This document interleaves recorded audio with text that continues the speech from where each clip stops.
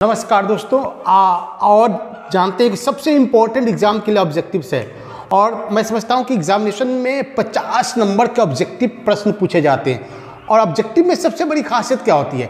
गलत तो गलत, सही तो सही, उसमें कोई थिंकेबल मैटर नहीं होते हैं। मान लीजिए आपका शॉर्ट क्वेश्चन है, लॉन्ग क्वेश्चन है, अगर 3 नंबर का क्वेश्चन है, आपने कुछ लिख दिया तो हो सकता है एग्जामिनर आपके बारे में सोचे तो 2 नंबर में 1 नंबर दे दी। लेकिन ऑब्जेक्टिव क्या होता है कि आपका आंसर गलत तो उसमें सोचने वाली बात ही नहीं है, अगर सही है तो फिर एग्जामिनर को सोचने वाली बात नहीं है, 1 नंबर आपको देंगे ही देंगे।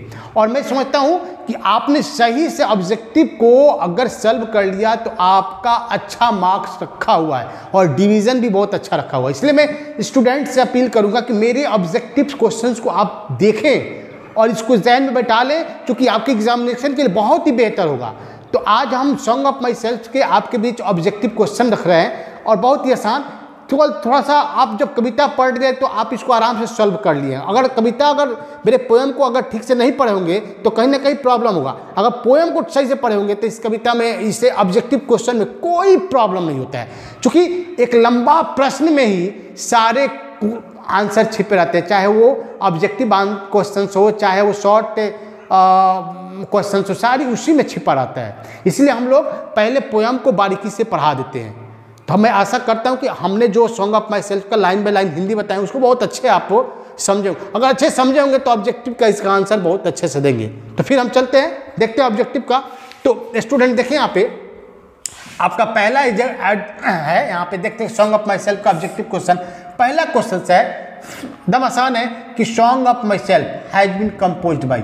मान लीजिए सॉन्ग ऑफ माई सेल्फ किसके द्वारा लिखी गई है, तो 4 आपको ऑप्शन दिया रहेगा, ए बी सी डी। तो ए में मान लीजिए वाल्ट व्हिटमैन, बी में W.H. आर्डेन और सी में जॉन डॉन और डी में T.S. एलियट। तो आराम से आप जानते हैं कि सॉन्ग ऑफ माई सेल्फ के पोएट कौन है, तो कौन है जी? वाल्ट व्हिटमैन साहब। सिंपल। 2 नंबर यहाँ पे आते हैं कि Walt Whitman was blank writer by birth. जन्म से वो कहाँ के लेखक थे? अमेरिका के थे कि ब्रिटिश के थे कि ऑस्ट्रेलिया के थे कि अफ्रीकन थे? कहाँ के थे? हाँ, बिल्कुल सही बात है, वो अमेरिका के थे, बिल्कुल। थर्ड यहाँ पे जो क्वेश्चन है, which poet is known for people poet. कौन से कवि जो है लोगों को कवि के रूप में जाने जाते हैं? पीपल्स पोएट, एलियट साहब, W.H. Auden, Kamala Das, Walt Whitman. Definitely Walt Whitman को पीपल्स पोएट कहते हैं। तो आपका ये आंसर सही होगा, डी। अब आते हैं 4 number, who among them is the father of free versus poem. किन मैंने फ्री ऑफ वर्सेस, मुक्त छंद के जनक किसे कहा जाता है? निम्नलिखित में से किसे कहा जाता है? तो डेफिनेटली T.S. एलियट को नहीं, शेक्सपियर को भी नहीं, जॉन डॉन को नहीं, तो किसको कहा जाता है? वाल्ट व्हिटमैन साहब का। इनको क्या कहते हैं हम लोग? Free versus, father of free versus इनको कहते हैं, याद रखेंगे ना। और 5 है कि लिव्स ऑफ ग्रास जो है, इनकी कलेक्शन है ना, Leaves of Grass is the literary work of. ये लिव्स ऑफ ग्रास जो है ये साहित्यिक किसके द्वारा काम किया गया, किसके द्वारा लिखा गया? Milton, John Donne, W.H. Auden, Walt Whitman. तो बहुत ही आसान है, सारी चीज़ आपके पोएम में डिस्कशन हुआ है।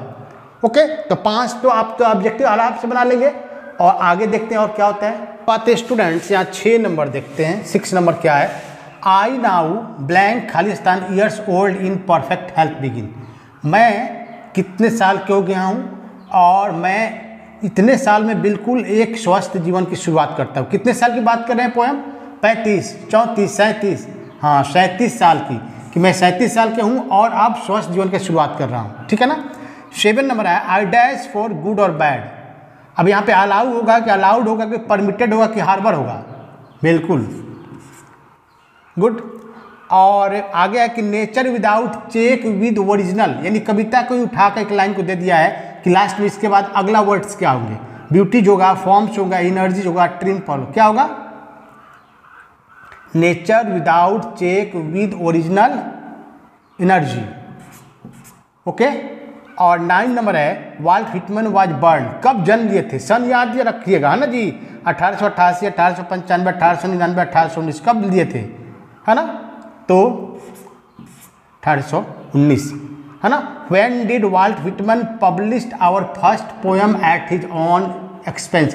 अपने दम पे, अपने खर्च पे अपने पहली कविता कब प्रकाशित की है? 1854 में, 55, 57, 58 नहीं, 1855 लिव्स ऑफ ग्रास का। ओके। कोई दिक्कत? अब देखते हैं कि 11 नंबर 11 थोड़ा सा कह रहा है कि choose the correct expelled word. एक वर्ड्स को एवियंस एवियंस एवियंस एवियंस यानी एवियंस ABCD चारों को लिख दिया है। अब आपको यहाँ पे स्पेलिंग पावर स्ट्रांग होगा। अगर पोएम को बहुत ध्यान से पढ़े होंगे तो एवियंस का कौन स्पेलिंग सही होगा?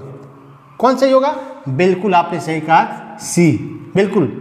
और 12 नंबर के माई पेरेंट्स ब्लैंक हेल्दी, यहाँ पे ग्रामेटिकल्स भी दे दिया है कि मेरे माता पिता हेल्दी है, तो कौन से वर्ब का यूज करेंगे? इज, आर, डज, वाज, क्या? माई पेरेंट्स, पेरेंट्स हमेशा याद रखना कि पेरेंट्स जो है ना, माई लिखा है तो हम सिंगुलर समझ जाते हैं, लेकिन पेरेंट्स प्लुरल है तो यहाँ वर्ब भी प्लुरल्स होगा, तो यहाँ पे कभी भी आर के यूज करेंगे यानी बी के यूज करेंगे, इज के यूज नहीं करेंगे। ओके, अब 13 नंबर है what is the synonyms words of celebrate. Celebrate का प्रवाची शब्द क्या होगा? सैड होगा? नहीं होगा। ट्रबल्स नहीं होगा। रिजॉइस अनहैप्पी, हाँ रिजॉइस होगा। सेलिब्रेट माने भी उत्सव मनाना, रिजॉइस माने भी उत्सव मनाना। 14 आते हैं एंटोनिम्स वर्ड्स। परमिट का एंटोनिम्स वर्ड मतलब उल्टा शब्द। एक्सेप्ट माने भी स्वीकार करना, परमिट माने भी स्वीकार करना, मास्ट भी नहीं होगा, रेस्ट में रिफ्यूजल यानी इनकार। ओके, और 15 आते हैं कि choose the correct third forms of forget. Forget का तीसरा रूप क्या होता है? जैसे गो वेंट गॉन कम केम कम कहते हैं ना, तो तीसरा रूप क्या होता है? क्या फॉरगॉट होता है, फॉरगेटन होता है, फॉरगॉटन होता है, फॉरगॉटन होता है? ये स्पेलिंग कौन है? ये तो फॉरगॉटन होता है, लेकिन ये देखिए तीनों में हमको चूज करना है ना, कि ये तो नहीं होगा, लेकिन फॉरगॉटन होता है। लेकिन देखिए FORGOTTN फॉरगेटन ऐसे लिखेंगे तो ये आपका होगा। ये ऑब्जेक्टिव में पूछा जा सकता है। तो स्टूडेंट्स आप बारीकी से इस 15 ऑब्जेक्टिव क्वेश्चन को देख लेंगे तो आपके एग्जाम के लिए बहुत ही बेहतर होगा। मैं देखा ना कि आपका 10-12 क्वेश्चन हम आपके किताब से ले रहे हैं, उसमें से ग्रामेटिकल भी चूज कर रहे हैं, चुन रहे हैं और उसको भी ऑब्जेक्टिव में डाल रहे हैं। तो इसको आप ध्यान से देखें, डेफिनेटली आप जब एग्जाम में बैठेंगे तो उसके लिए बहुत ही बेहतर होगा। तो मैं समझता हूं कि स्टूडेंट्स ये आप ऑब्जेक्टिव बहुत ही अच्छे ढंग से समझ गए होंगे। तो इसके बाद अब अगला जो इसके बाद टॉपिक होगा, अब अगला पोएम होगा जिसका नाम है लिप्स आर फॉलिंग फास्ट, है ना। तो आज इतना ही, फिर मिलते हैं अगले पोएम में, तब तक के लिए शुक्रिया।